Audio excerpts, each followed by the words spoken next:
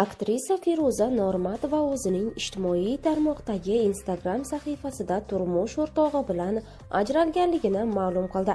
Assalomu alaykum, hurmatli tomoshabin. Kanalimizga xush kelibsiz. Videoroliklarimiz ostida bir dona like hamda podpisatsiya tugmachasini bosib qo'yishni yodingizdan chiqarmang. Ijtimoiy tarmoqlarda aktrisa Feruza Normatovaning turmush o'rtog'i bilan ma'lum sabablarga ko'ra ajralganligi haqidagi mish-mishlar avj oldi. Bu haqda uning o'zi ham Instagram sahifasida yozib qoldirdi hamda buning sababiga izoh berdi.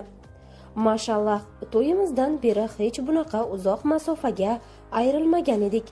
Xayrlisi, atigi 3 kunga inshaalloh. Biz endi bugundan boshlab Guanchjouga eng qiziqarli safarlarimizni boshladik. Afsuski, turmush o'rtog'im bilan emas, yaqin do'stlarim bilan birga ketmoqdaman Guanchjouga.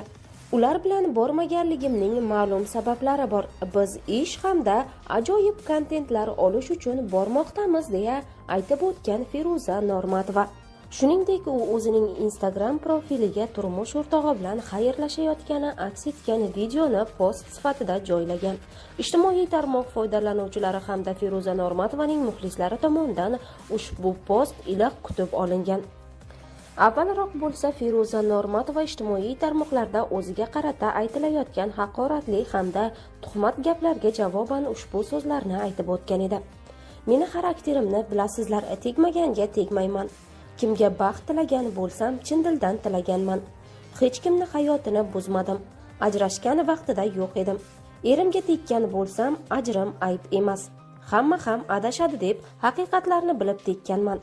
Man erimdan mingdan ming roziman. Ulardan faqat mehr ko'rmoqdaman, alhamdulillah. Zulm erimdan emas, o'tmishdan kelmoqda. Hammangiz buni yaxshi anglab turibsiz. Men erimni yo'llarida toki bular tinchimaguncha turaman. Inshaalloh. Bu narsalarni yozishimga sabab musulmon banda o'zini xor qilmaydi. Qaynona oyijonam, erim, oilam haqida yomon gumonga bormang, g'iybat qilmang. O'zingiz uchun xulosa chiqaring, tamom. Yomonlik qilamiz desak, hammasi qo'limizdan keladi. Lekin biz Allohga havola qilib kelmoqdamiz. Niyatimiz bizni tinch qo'yishsin.